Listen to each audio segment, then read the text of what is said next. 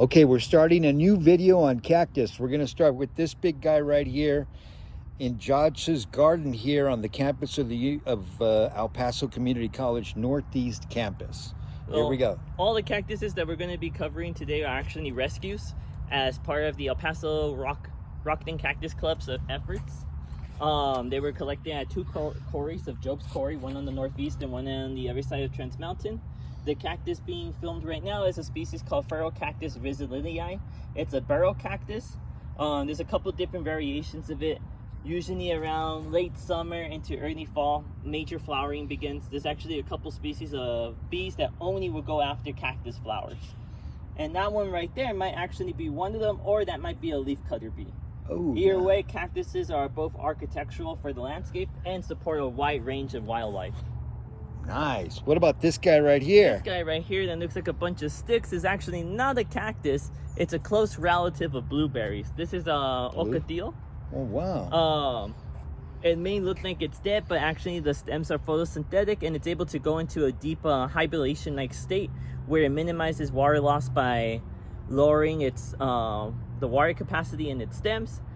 And then when we get a good rain, it will leaf out from the spines. It goes into a hibernation stage. Okay, what about this guy right here? This guy right here is our claret cup cactus, or scarlet hedgehog cactus. There's a couple different variations of this guy as well, and there's a couple species that are found here that they hybridize. So the idea of these individual cactuses is a little bit questionable, but overall they tend to make small colonies over time. They tend to flower early spring, early mid-spring with really bright red to orangey flowers that are very important at that time of year because that's around the same time that the hummingbirds start coming in. In fact, when these guys flowered in the spring, we saw a lot of hummingbird activity. Nice. And what about these guys back here? This guy. These guys are black spine Opuntia, or black spine prickly pear, Opuntia macromintha. There's a variety of Opuntias that are found here in El Paso, but just like with the claret cups, there's a lot of hybridization that occurs. So again, the idea I just gave is tentative. This individual species will make pretty large clumps over time. So if you have a neighbor that you don't like, or you have kids that like to get into your property, this would be the plant for you. It also has nice yellow flowers. Okay, and let's move over here. What do we have? So everything else is pretty much the same, right? Except for which ones are different over here. We have one right here called the Turk's Cap cactus. Right around now, this individual had some flowers earlier. It has really big pink flowers. And unlike the claret cup cactus, these guys tend not to make little colonies of themselves. They tend to be solitary. Solitary? Yeah, and solitary is referring that it only stays as one lone individual versus like this one over here is forming a colony. Oh, wow. Very interesting. And the other one that we have that's different here is gonna be these guys right here. This is Coryphantha macromyrta, or the pink beehive nipple cactus. This one also has pink flowers. It's very distinct from other cactuses, and it's probably why they call it the beehive nipple cactus, because the turbuncles, that's this area that's growing, tend to be extremely pointed. And this is another one that forms colonies over time, and this individual flowered earlier and it is actually producing fruit. In order to harvest the fruit, we will want to wait until the fruit starts to turn brown to black, or even starts to dry up, so that we're sure that the seeds are ripened. And in order to harvest the fruit, you would go in there, hopefully with gloves, grab the fruit and pull. And if it's ready, it should come off cleanly from the plant. Oh, wow. That's and within the fruit will be hundreds of little black seeds. Oh, wow. And everything else that you have here is the same except for those cactuses back here. Yeah.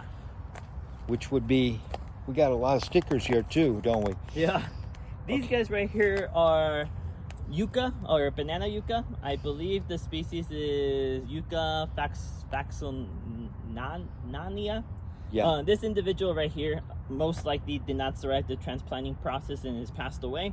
But we're still gonna hold on hope because we have another individual over there that the original one failed to recover, but a pup emerged. Ah. So what might be happening is that the original plant is stressed out. It says, I don't want to do this anymore. Went to sleep, but the roots are still active. So from one plant, we'll actually get several. And that's why we haven't removed that one yet. Nice. These stickers are very popular, especially with all the rain here.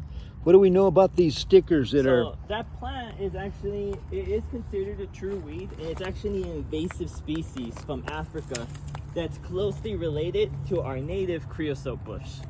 Oh, wow.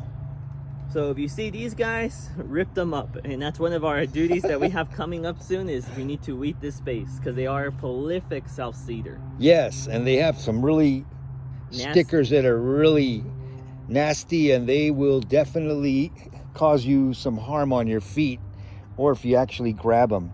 Okay, very good. Beautiful desert here, and we hope to plan a hiking trip up into the mountains up there and continue educating the world on all the indigenous and actually migrated plants and vegetation that's all over this area, right, Josh? Right. So as you can see, this is actually just a beautiful little garden here on the Northeast El Paso Community College campus. Thanks, Josh. You have a great day. You too. Thank you.